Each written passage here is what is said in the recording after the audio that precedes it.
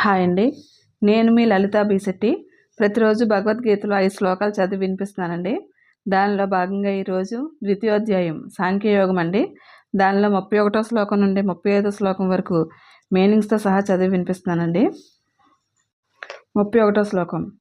స్వధర్మమపి చావేక్ష్య న వికంపితుమర్హసి ధర్మ్యాది యుద్ధాశ్రేయోన్యత్ క్షత్రియస్య న విద్యతే. మళ్ళీ చదువుతున్నానండి. స్వధర్మమపి చావేక్ష్య న వికంపితుమర్హసి ధర్మ్యాది యుద్ధాశ్రేయోన్యత్ క్షత్రియస్య న విద్యతే. దీని తాత్పర్యం చదువుతున్నానండి. స్వధర్మం దృష్ట్యా చూచినా నీవు కంపించదగదు. క్షత్రియుడికి ధర్మం యుద్ధం కన్నా మేలైనది లేదు. మళ్ళీ చదువుతున్నానండి.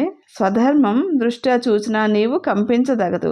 క్షత్రియుడికి ధర్మయుద్ధం కన్నా మేలైనది లేదు. 32వ శ్లోకం చదువుతున్నానండి.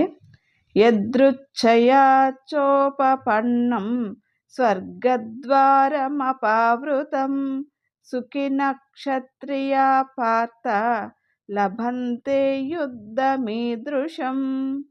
మళ్ళీ చదువుతున్నానండి. యదృచ్ఛయా చోపపన్నం స్వర్గద్వారమపావృతం సుఖిన క్షత్రియా పార్థ లభంతే యుద్ధమీదృశం. దీని తాత్పర్యం చదువుతున్నానండి. అర్జున, యాదృచ్ఛికంగా లభించినది స్వర్గద్వారాన్ని తెరిపించేది అయినా ఇలాంటి యుద్ధంలో పాల్గొనే అవకాశం అదృష్టవంతులైన క్షత్రియులే పొందుతారు.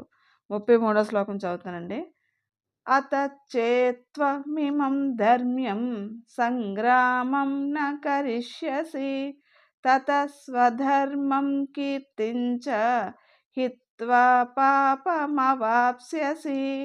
మళ్ళీ చదువుతున్నానండి. అతచేత్వమిమం ధర్మ్యం సంగ్రామం న కరిష్యసి తతస్వధర్మం కీర్తించ హిత్వా పాపమవాప్స్యసి. దీని తాత్పర్యం చదువుతున్నానండి. ఇక ఈ ధార్మికమైన యుద్ధాన్ని చెయ్యకపోయావో దానివల్ల స్వధర్మాన్ని కీర్తిని వదిలిన వాడివై పాపం పొందుతావు. 34వ శ్లోకం చదువుతున్నానండి.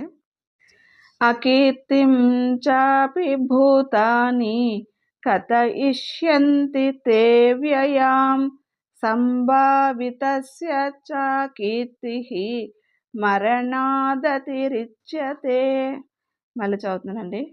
అకీర్తిం చాపి భూతాని కథయిష్యంతి తే వ్యయాం సంభావితస్య చ కీర్తిః మరణాదతిరిచ్యతే.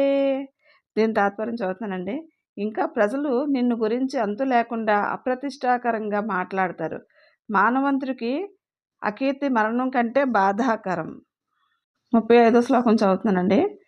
భయాద్రణాదుపరతం మన్యంతే త్వాం మహారథాః యేషాం చ త్వం బహుమతః భూత్వా యాస్యసి లాఘవం. మళ్ళీ చదువుతున్నానండి. భయాద్రణాదుపరతం మన్యంతే త్వాం మహారథాః యేషాం చ త్వం బహుమతః భూత్వా యాస్యసి లాఘవం. దీని తాత్పర్యం చదువుతున్నానండి. ఈ మహారథులందరూ కూడా నీవు భయం వల్ల యుద్ధం నుండి పారిపోయావని అనుకుంటారు. వారు నీ వీరత్వాన్ని ఎంతో గౌరవించారు. ఇప్పుడు వాళ్ళకే నీవు చులకనైపోతావు.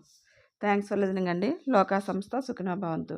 రేపటి ఎపిసోడ్లో 36వ శ్లోకం నుండి 40వ శ్లోకం వరకు చదివి వినిపిస్తానండి. Thanks for listening.